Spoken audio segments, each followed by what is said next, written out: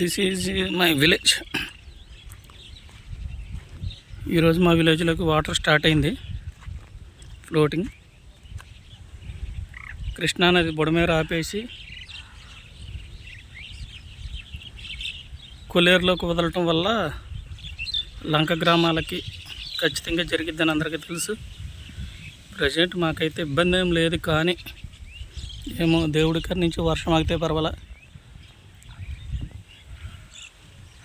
లేకపోతే రేపు నుంచి ఇక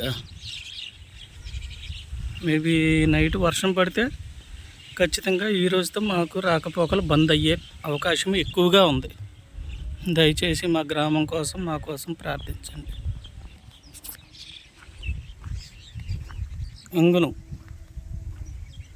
కనపడుతుంది కదా బ్రదర్, జస్ట్ స్మాల్ ఇంచ్ గ్యాప్లో ఉంది రోడ్డు.